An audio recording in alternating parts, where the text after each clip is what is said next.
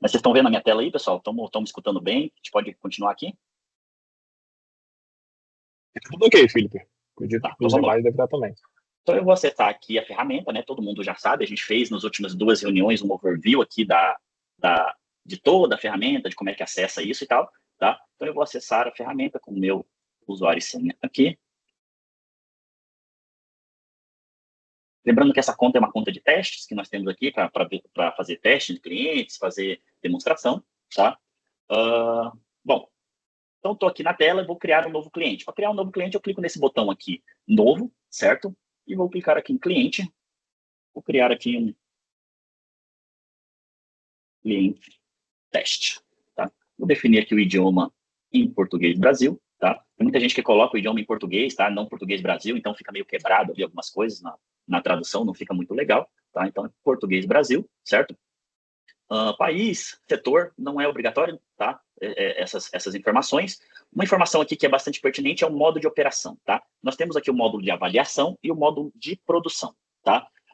As pessoas sempre perguntam, pô, Felipe, mas você sempre recomenda colocar em modo avaliação mesmo que o cliente já esteja em produção? Sim, porque se você colocar em modo de avaliação, você ganha 30 dias de graça com a ferramenta, tá? Se você colocar em modo produção, essa utilização desse cliente já é passível de cobrança, então já pode vir uma cobrança ali no próximo mês, tá? Então é importante mesmo que seja um cliente que já fechou com você, já pagou, cara, por que não ganhar 30 dias, né?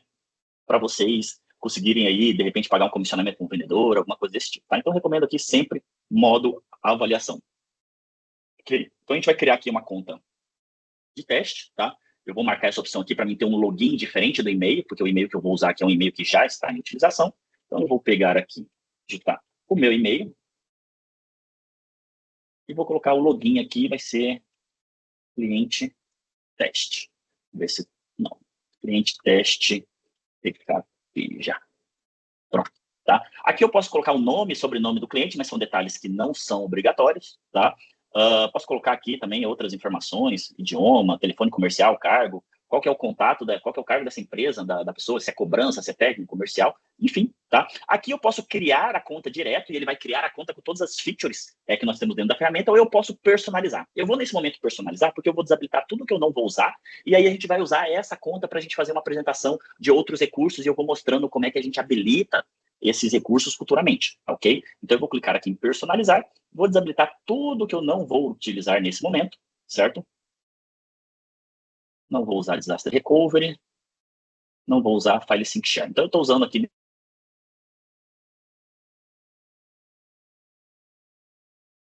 importante, tá, pessoal? Essa conta, por ser uma conta de teste, eu não tenho 2 modelos de cobrança. Aqui eu só tenho aqui, ó, por carga de trabalho. Mas quando vocês estiverem configurando um novo cliente de vocês vão ter a opção de carga de trabalho e mais para baixo aqui vocês vão visualizar também por gigabyte. Então você vai colocar o modelo de licenciamento que fique melhor, mais aderente para o seu cliente, tá? Se alguém tiver alguma dúvida com esse modelo de licenciamento, a gente tem um vídeo para trás que a gente faz uma explicação de toda a nossa tabela de preço e eu também faço uma explicação como é que isso funciona, como é que funcionam os 2 modelos de licenciamento da Acronis. Vocês podem ir ali na nossa lista dos vídeos que nós já gravamos aqui e reassistir esse vídeo. Se alguém tiver alguma dúvida, pode me mandar um WhatsApp também que a gente auxilia, ok? Então, estou desabilitando tudo. Sempre a minha recomendação aqui, deixar habilitado só aquilo que o cliente contratou ou só aquilo que você vai utilizar, justamente para evitar erro e evitar também cobranças indevidas, ok? Então, estou habilitando aqui e vou dar aqui um criar, tá? No momento que eu clico em criar, vai chegar um e-mail para me fazer a ativação do usuário administrador. Toda conta de cliente final aqui dentro da Acronis, ele tem que ter um usuário administrador, tá? Não necessariamente você, como revenda, não precisa ter esse usuário, mas esse usuário tem que estar ativo. E para ele estar ativo, você tem que ir lá no e-mail que chega para fazer a ativação da conta e ativar esse usuário, tá? Deixa eu aguardar aqui chegar esse e-mail. Lembrando que isso aqui é ao vivo, tá, pessoal? Tipo assim, estamos bem ao vivo, não foi nada. Então, pode ser que demore um pouco para chegar o e-mail, pode ser que na hora de fazer uma instalação, um registro, alguma coisa, dê algum problema técnico ali, mas isso aqui é tudo ao vivo, tá? A ideia é mostrar para vocês como que é feito esse processo no dia a dia ali, como que vocês criam esse novo cliente, tá? Deixa eu mostrar Felipe, aqui para vocês. um Pode falar. detalhe importante que é legal mencionar, tá? Quando você cria essa conta, você cria esse usuário administrador e você não ativa essa conta, pode ser, tá? Pode ser, tá? Que a conta funcione normalmente. Pode ser que você consiga ingressar dispositivos, pode ser que você consiga fazer backup, mas isso vai ser momentâneo, tá? A tendência é que isso pare de funcionar posteriormente porque a conta não foi ativada. Entendeu? Então, assim, a gente já pegou vários casos, o pessoal, mas eu nunca ativei, tá tudo funcionando e tal. Vai parar de funcionar se a conta não for ativa, tá, pessoal? Importantíssimo fazer essa ativação, esse processo de ativação que eu vou mostrar aqui para vocês agora, tá? Eu vou colocar aqui na tela o e-mail de ativação, então vai chegar um e-mail assim da Acronis para você fazer o processo de ativação, certo? Tá aqui o login que eu criei e ele vai ter um botão aqui embaixo aqui, ativar conta, tá? Então eu vou clicar nesse botão, vai abrir o meu navegador, ele vai pedir aqui para mim fazer a criação da minha senha, tá? Eu vou colocar uma senha aqui.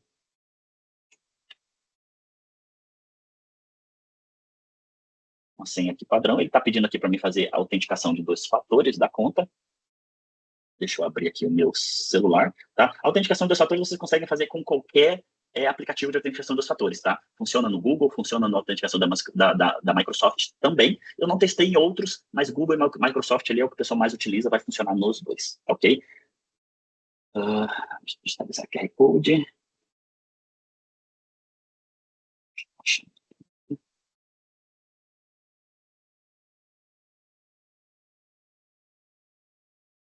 Ele tá pedindo, tem uma chave aqui que ele pede para salvar, você pode salvar o PDF dessa chave, né? Só clicando aqui, ele vai fazer o download desse PDF, e a partir daqui ele pede para você aceitar os termos legais, né? O contrato de licença de usuário e a declaração de privacidade, tá? Importante aqui, se alguém quiser dar uma lida, vocês podem clicar aqui e conhecer aí esse documento da Acronis, ok? Vamos marcar aqui e dar um aceito. A partir do momento que eu dei um aceito, eu estou logado agora nesse cliente, tá? Tá carregando a tela aqui ainda, pedindo para aceitar mais algumas coisas aqui. Eu estou logado nesse usuário de cliente final. Só que a ideia aqui é a gente mostrar esse processo de um usuário de revenda, tá? Então eu vou fechar essa tela aqui, tá? Porque a gente não vai usar esse usuário do cliente final, a gente vai usar o usuário da revenda para mostrar todo o processo para vocês, até para mostrar que vocês conseguem fazer todo o processo como revenda sem precisar ter acesso ao usuário do cliente de vocês, tá ok? Então eu vou fechar essa tela aqui e vamos continuar com a nossa tela aqui. Como que eu consigo ver aqui se isso aqui está habilitado, tá? Se o usuário habilitou a conta dele, tá? Você pode clicar aqui em cima do cliente que você registrou, tá? Clicar aqui em gerenciamento de empresa usuário, tá aqui, usuário ativo, ok? Um detalhe importantíssimo também é definir o que vocês querem receber de notificações desse usuário, tá? Então, por exemplo, eu vou clicar aqui em cima desse usuário, vai me abrir esse menu do lado direito aqui, e aqui eu tenho a possibilidade de marcar as notificações que eu quero receber desse usuário, tá? Então, às vezes o usuário quer receber ou não quer receber alguma coisa, vocês podem marcar ou desmarcar aqui. Por eu estar usando o meu mesmo e-mail, que eu já tenho na minha conta padrão aqui, eu já recebo as notificações de todos os clientes que estão nessa conta, então eu vou desmarcar tudo aqui até para mim não receber nada duplicado, tá? Mas vocês poderiam vir aqui, por exemplo, e falar, eu quero receber notificações de sucesso de backup, por exemplo, tá ok? Recomendo sempre que esteja habilitado pelo menos as notificações de falha e de aviso também, tá? Às vezes o sucesso pode não ser tão interessante, né? Por exemplo, Felipe, se você não receber nenhum e-mail da ferramenta é porque está tudo funcionando, você não tem que se preocupar, tá? Então, desmarcar o sucesso e marcar ali notificações de falha e de aviso pode ser relevante, porque quando der alguma falha, o aviso, a ferramenta vai reclamar e vai notificar vocês aqui, ok? Beleza? Então, já criamos o usuário, já configuramos aqui o que nós queremos receber de notificações desse usuário. Eu poderia também criar outros usuários, vamos supor que a empresa tem vários usuários, várias pessoas dentro do setor de TI, né? Você pode criar um usuário para cada pessoa, inclusive é o recomendado, tá? Porque a ferramenta ela é 100% auditável. Então, se você cria um usuário só para todo mundo, a gente acaba que não sabe quem que fez uma ação que está ali na ferramenta, porque é o usuário compartilhado. Se você tem um usuário para cada um, fica ali registrado que o usuário tal registrou tal ação no determinado dia, determinada hora. É o recomendado pela ferramenta, ok? Depois disso aqui, a gente vamos para a parte ali do backup, o que a gente quer fazer realmente, né? Vamos clicar aqui em gerenciamento do serviço. E vamos aqui para console de proteção, tá? Aqui que eu configuro o meu backup. Antes disso, esqueci um detalhe aqui, vamos voltar ali na console de gerenciamento, tá? Vamos dar uma olhada na cota desse cliente, tá? O que a gente definiu de cota? A gente provavelmente não definiu nenhuma cota, mas deixa eu abrir aqui, eu clicando aqui na linha do cliente, tá? Não em cima do nome, mas na linha, em qualquer lugar aqui, ele vai me abrir esse menu do lado direito, tá? E eu tenho aqui tudo que está habilitado para o cliente, tá? Aqui em configurações, eu tenho ali aqueles serviços que eu desabilitei, tá?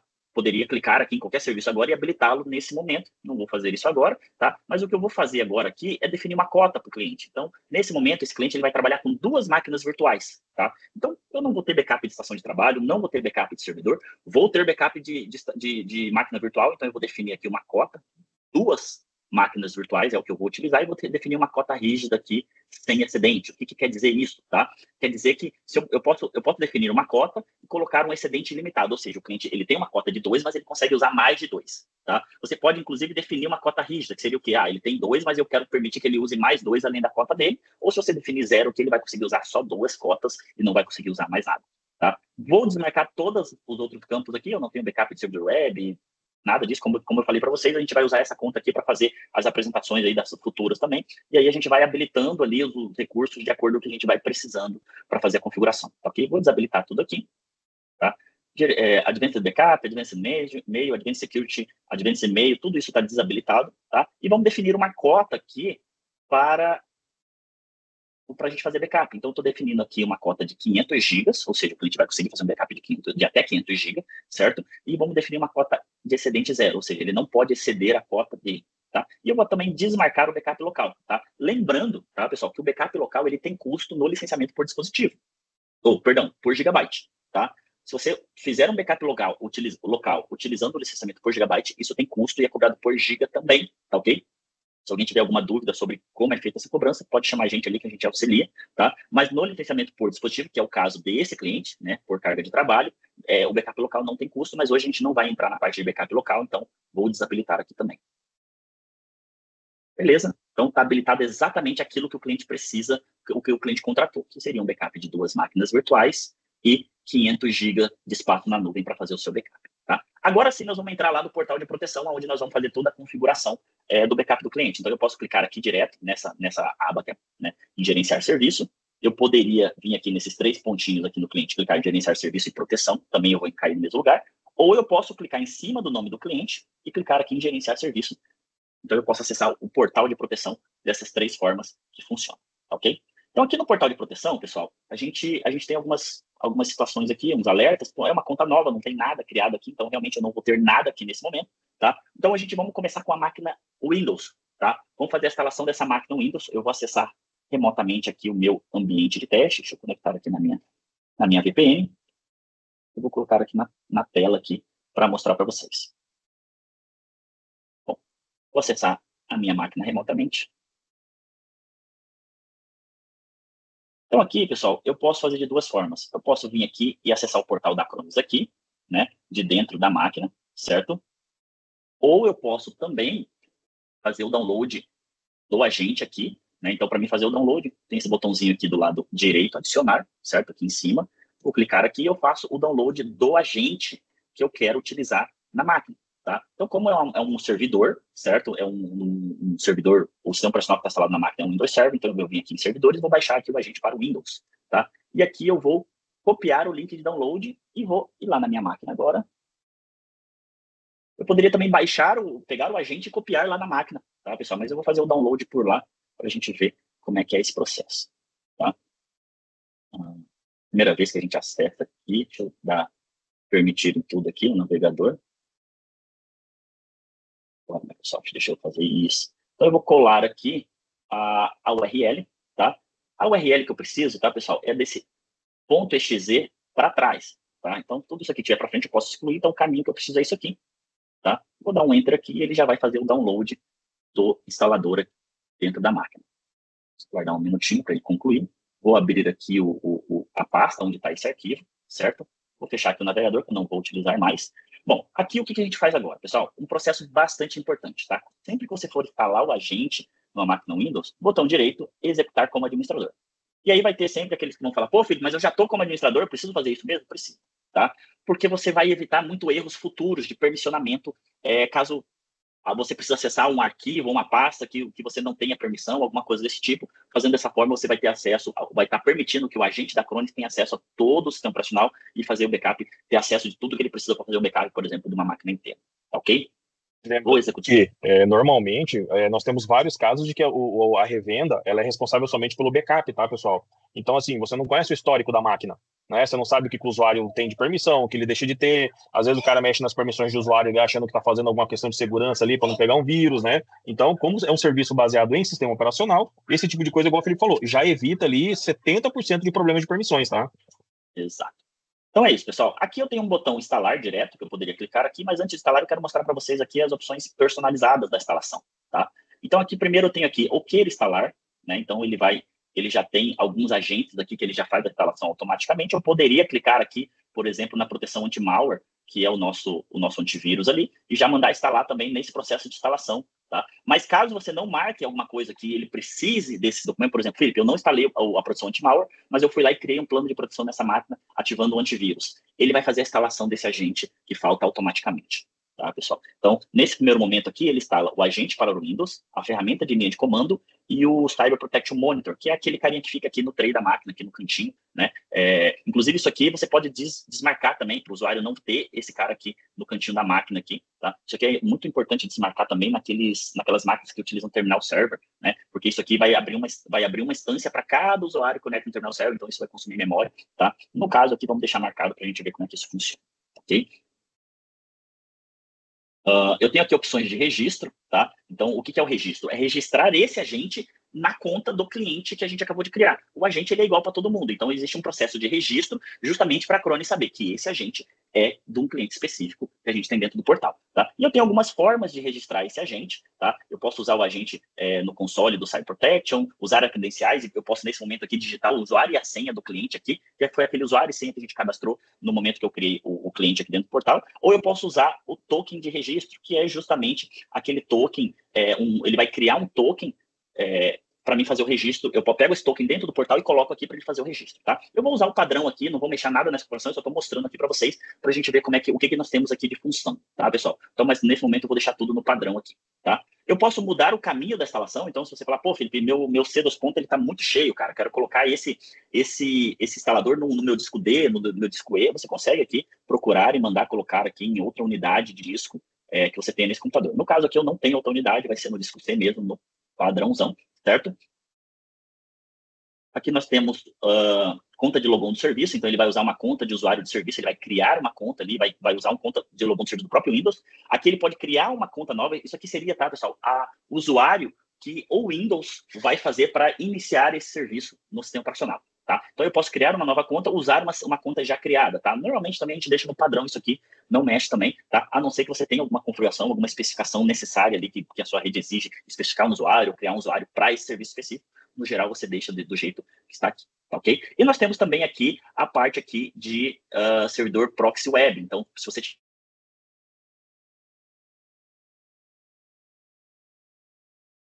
esse cara aqui, tá ok? Esse tipo de proxy aqui já é bem pouco utilizado, né? A gente Felipe, utiliza bem pouco esse recurso. repete essa parte aí que seu áudio cortou, tá?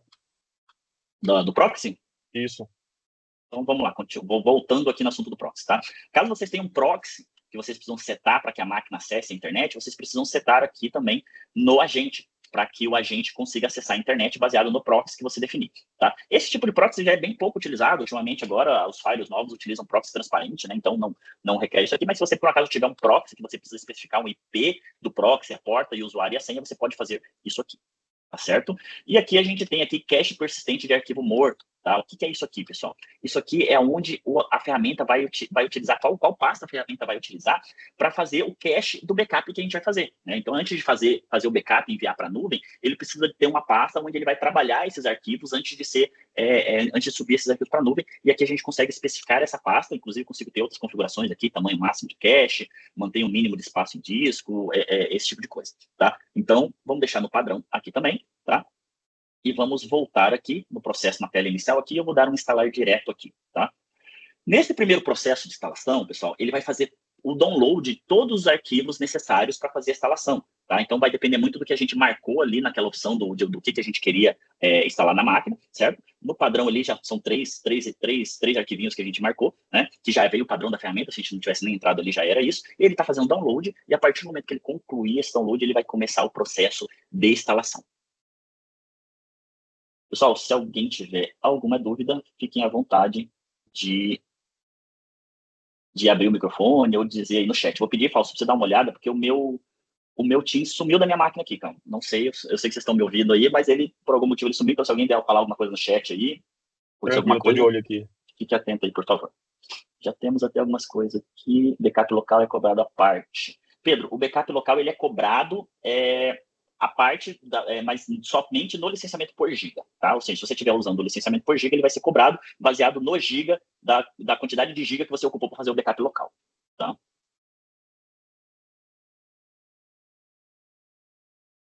Terminando o processo de instalação. Lembrando que é ao vivo aqui, tá, pessoal? Então tá tudo sendo feito agora. Tudo isso pode acontecer alguns imprevistos aí, espero que não aconteça, tá? Aqui agora eu preciso fazer aquele processo de registro do agente, tá? Se eu clicar nesse botão aqui, registrar carga de trabalho, o que vai acontecer? Ele vai abrir o meu navegador, vai pedir para mim entrar com usuário e senha. Essa usuário e senha tem que ser o usuário do cliente, o usuário que a gente criou dentro da conta do cliente. Vocês, como prestador de serviço, pode ser que vocês não tenham acesso a esse usuário e senha, pode ser que o cliente não esteja com vocês, e pode ser que vocês não queiram pedir o usuário e senha do cliente, né, para fazer esse processo, e a gente consegue fazer de uma outra forma, tá? Eu vou fechar aqui. Se vocês clicar aqui em exibir informações de registro, tá? Por que eu estou mostrando essa outra forma, tá, pessoal? Porque a ideia aqui, essa reunião aqui, esse vídeo é mostrado, é um vídeo para revendedores Acronis. Então, eu estou mostrando todo o processo, como que vocês fazem tendo um acesso de revenda da Acronis, tá? Então, você vai clicar aqui e você vai copiar esse cara aqui, ó. Só clicar nesse botão copiar, ele já copia, né? E aí eu vou minimizar a minha tela aqui e eu vou lá no portal da Acronis, tá? Aqui no portal da Acronis, é onde a gente baixou o agente aqui, ó. Você vai rolar lá para baixo. E nós temos aqui, ó, registrar via código, tá? Eu vou clicar aqui em registrar, vou colocar o código e vou definir o usuário, cliente teste, usuário, que isso aqui vai estar registrado, certo? Sempre uma máquina precisa estar vinculada a um usuário ativo, certo? Eu vou pedir para ele validar o código, ele já validou, que é essa máquina aqui, que é a máquina que a gente está fazendo a instalação lá, e vou mandar registrar.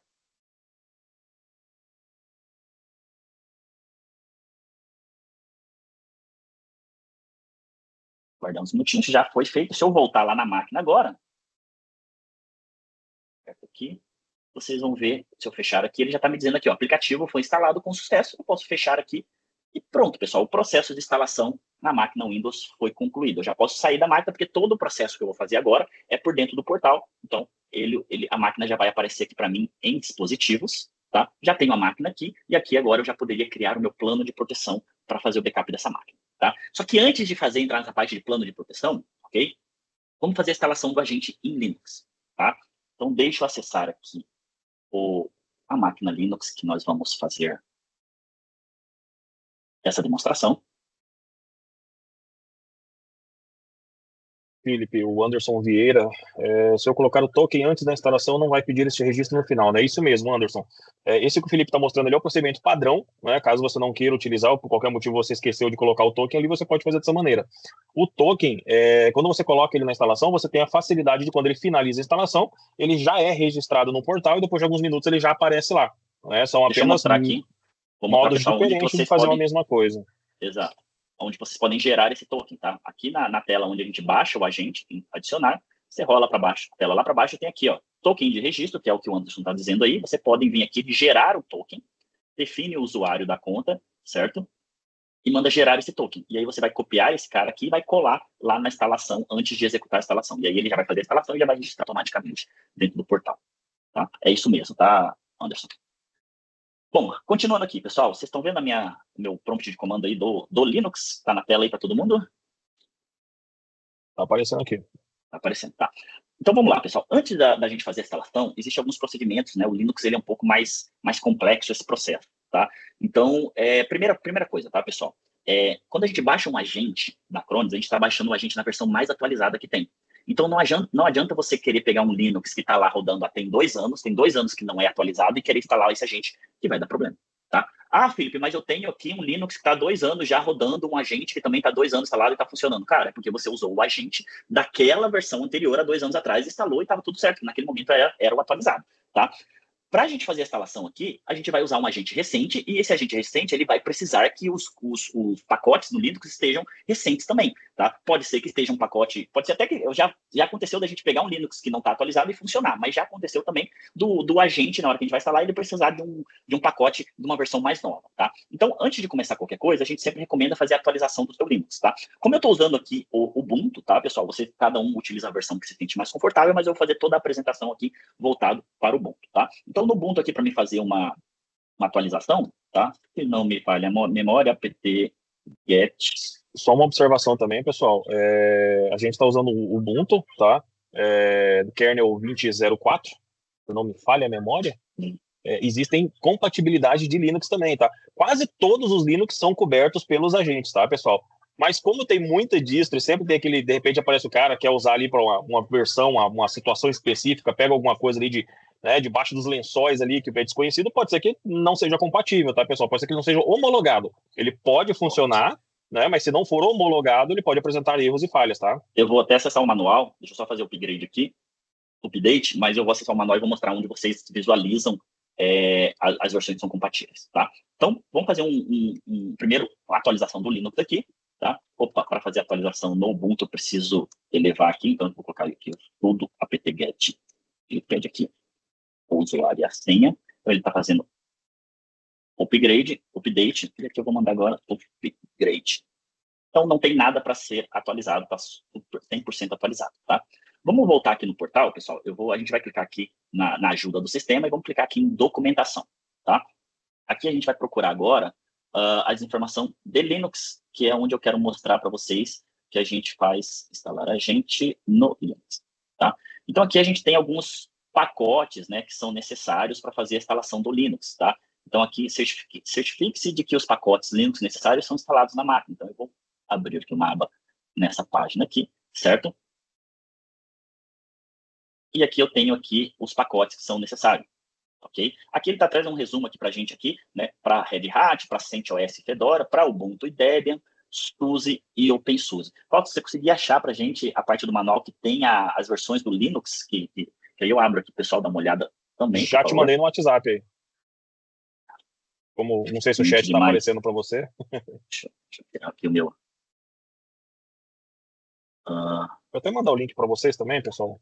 Aí, tá no chat. O pessoal acessar também. Então, aqui, pessoal, eu tenho aqui as versões que são suportadas pelo agente da Acronis, tá? Então, começa aqui por Windows, né, SQL e tal, e aqui mais para baixo vamos falar do Linux, tá? Então, agentes Linux, eu tenho aqui todas as versões que são suportadas, todas as distribuições. Um detalhe importante, tá, pessoal? Aqui, o Linux com kernel de 2.6.9 a 5.6 e IGLG, não sei o que, ou posterior e tal, inclui as distribuições, ou seja, não necessariamente, se a sua distribuição não tiver nessa lista aqui, ou se a sua distribuição tiver na lista, mas não está a versão aqui, não quer dizer que não vai funcionar. Se o seu kernel estiver dentro dessa especificação aqui, existe uma grande chance de funcionar, tá? Então, sempre eu digo, pessoal, testem, tá? Ó, tem suporte com kernel versão 4.18 até 5.16. Então, mesmo que não esteja na lista, é importante testar, porque se o seu kernel estiver dentro dessa lista aqui, pode ser que funcione também, mesmo não estando aqui homologado. O que é o processo de homologação, pessoal? O processo de homologação quer dizer que a Acronis já testou nessas distribuições e nessas versões e funcionou. Se a sua não estiver na lista, é porque a Acronis ainda não fez um teste na sua, mas não quer dizer que não funciona. Ok? Fausto mandou esse link aí para vocês. Esse documento é importantíssimo, tá? E esse documento aqui, joga também vou te mandar no WhatsApp, Fausto, joga também, por gentileza, no chat para eles, que é aqui os pacotes do Linux. O telefone agora, deixa eu colocar no silencioso, tá? Então vamos lá, pessoal. O que ele pede aqui pra gente? Ó, como vocês podem ver aqui, eles mandam eu fazer um update aqui. Eu já fiz, tá? Agora eu vou copiar esse outro comando aqui, ó, até aqui. Acho que se eu copiar ele inteiro funciona. Deixa eu testar aqui. Vou colocar lá no meu Linux. Não vai fazer eu digitar isso aqui, né? Aí foi. Então, enter aqui. Isso aqui, é esse ali. Também não tem nenhum pacote para ser atualizado aqui. Pode no falar, link ali, Felipe, um pouquinho para cima dessa tabela, ele fala que você precisa ver a questão da versão do sistema operacional, no caso do Ubuntu, tá? E relacionado ao pacote que você está instalando. Se você der aquele comando proc version lá, ele vai aparecer, se não me engano, esse Ubuntu 22.04, a versão... Volta lá na tela do Linux, por favor. Vou digitar aqui, pô. Esse comando aqui, né? Isso. Você pode ver que ele apareceu vários ali, ó, Linux-headers, né? Essa versão do Ubuntu, ele usa o 5.13.0.52, conforme vai aparecer na versão ali, ó, 5.13.0.52, Linux Version Generic, né? Então você pode instalar o Linux Headers 5.13.0.52 Generic, se não tiver instalado, tá? Ele dá essa opção de vários ali que vai de acordo com o que você estiver usando de versão de Linux, né? Show. Tá. Então, deixa eu continuar aqui com a instalação dos pacotes, né? Lógico que ele vai instalar o pacote que, se não tiver ainda instalado, né? Colocar aqui o Linux Image, também não precisa ser instalado. Colocar aqui o CGG.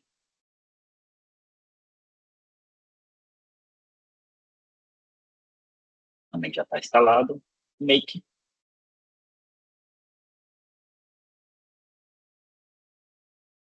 Também já está instalado. E o PER.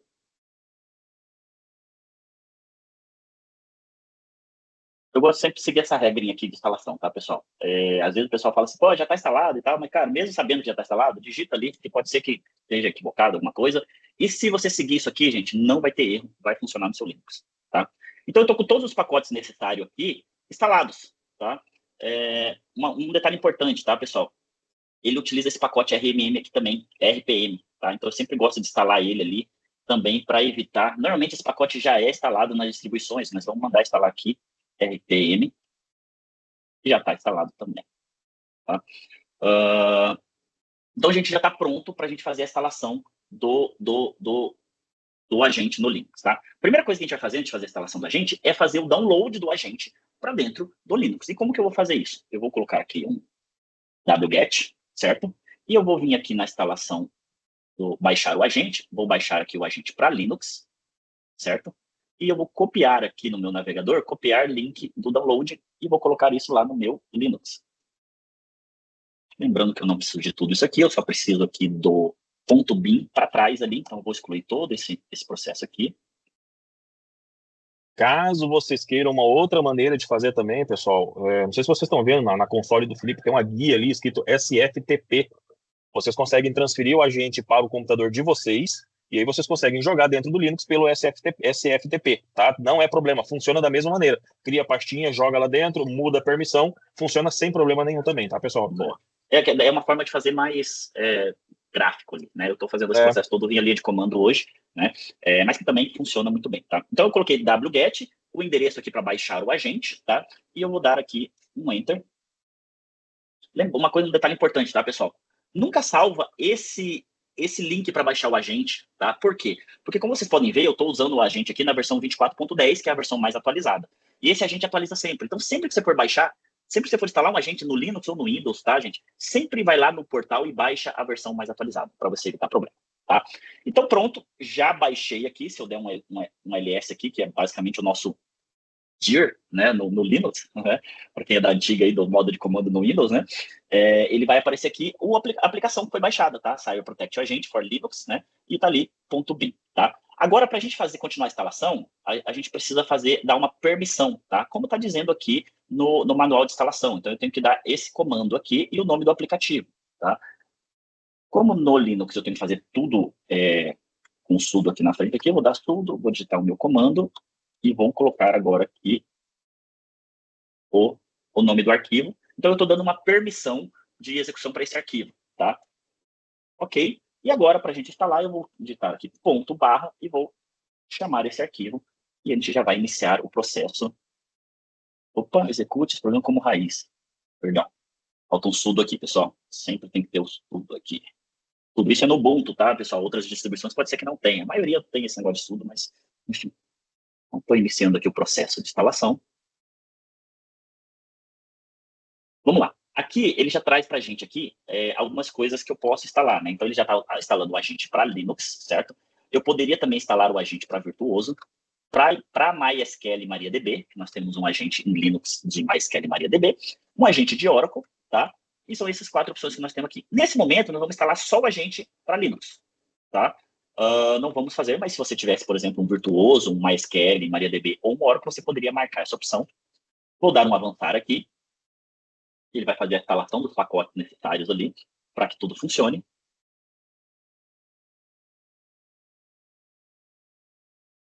Aguardar uns minutinhos. Reparem que esse processo ele não faz nenhum download da nuvem. Por quê? Porque o arquivo do Linux ele já vem grande. É um arquivo já grande, diferente do agente do Windows, que é um arquivo de... Deixa eu pegar aqui, qual que é o tamanho dele? O arquivo do Windows, ele é um arquivo... Me ajuda. De 17 MB, já o arquivo do Linux é um arquivo de 912 MB, ou seja, ele não precisa fazer nenhum download da nuvem para que funcione. Tá? Bom, vamos lá. Então, aqui eu tenho aqui alguns... Agora, instalado o agente, eu preciso fazer aquele mesmo processo que a gente fez no Windows, que é registrar esse agente no portal do cliente, tá? E como que eu vou fazer isso, tá? Vamos clicar aqui em exibir informações de registro. Vou fazer igual o processo que eu fiz no Windows, tá? E aqui ele vai me dar esse código aqui, gente. Vou pegar esse código, vou lá no meu portal, aqui em adicionar, vou rolar a tela embaixo, vou clicar aqui em registrar, vou digitar esse comando aqui, selecionar o usuário que eu vou refazer o registro e validar código. Já está me dizendo aqui o nome da máquina ali, vou fazer o registro da máquina. E lá no Linux, ele já está me informando que parabéns, o agente do Cyber Protection foi instalado com sucesso. Ele só tem agora a opção de sair. Pronto, pessoal. Instalado com sucesso no Linux, simples assim, tá? Vou minimizar aqui agora, e como vocês podem ver, eu já tenho o meu Linux no portal da Acronis aqui. Tenho minhas duas máquinas. Se eu clicar aqui na máquina e clicar aqui em detalhes, ele já me traz aqui o IP da máquina, o sistema operacional da máquina. Mesma coisa no Linux. Ele traz o IP da máquina e o sistema operacional dessa máquina. Ok? Então, esse é o processo de instalação e registro do agente, tá, pessoal? Alguma dúvida até aqui? Alguém ficou com algum processo que gostaria que eu refizesse? Alguma dúvida? O momento é agora.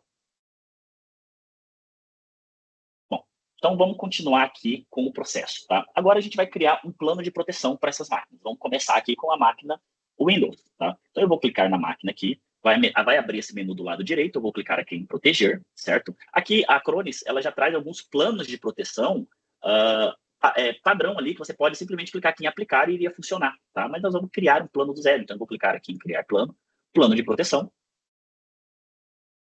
Então, a primeira coisa que a gente faz quando vai criar um plano de proteção, gente, é definir um nome para esse plano de proteção, tá? Então, por padrão, já vem aqui no novo plano de proteção, eu vou clicar aqui no lápis e vou clicar aqui, ó, Backup VM Windows, certo?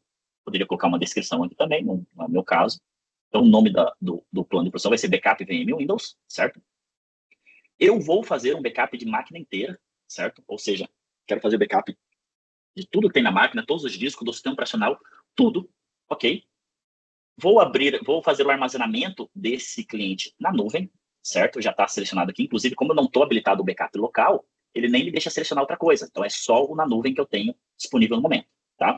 E aqui eu vou fazer o agendamento desse cliente, o agendamento desse backup, tá? Então, eu vou selecionar aqui, eu vou selecionar um backup, que é até uma dúvida muito comum aqui, tá, pessoal? Aqui em mensal, eu poderia fazer aqui um backup mensal, por exemplo, eu quero que o backup seja executado todo dia 1º às 11 horas, tá? Então, ele vai executar uma vez por mês, tá? Ou eu poderia até selecionar, eu quero que seja um mês sim, um mês não, que esse backup vai executar, tá? Então, a gente consegue ser muito flexível aqui nos agendamentos de backup, tá? Então, ele vai executar em janeiro, fevereiro, março, junho, setembro, outubro, tá? O backup no dia 1º, tá? E eu poderia também, Felipe, eu quero que esse backup seja executado em todos os dias ímpares, por exemplo, né? Então, eu posso vir aqui e selecionar todos os dias ímpares para fazer esse backup. Ou eu posso selecionar também, olha que legal, o último dia do mês. Felipe, eu tenho um backup aqui que eu quero ser executado só no último dia do mês. Tem como? Tem, o último dia do mês, tá? Posso selecionar também dias da semana, tá? Então, eu posso colocar aqui, por exemplo, a última sexta-feira do mês. Todo esse backup vai ser executado só na última sexta-feira do mês, no último domingo, que é bastante utilizado em alguns casos, né? Nesse horário específico aqui, tá? No backup semanal, eu seleciono aqui os dias da semana que eu quero que o backup seja executado, tá? Então, eu quero ser executado domingo, terça, quarta não, quinta, sexta não e sábado, ou seja, um dia sim, um dia não, no horário que eu especificar aqui, certo? Eu tenho também o backup diário, que o backup diário ele pergunta aqui, ó, executar todos os dias ou executar de segunda a sexta, ele vai executar nesse horário programado.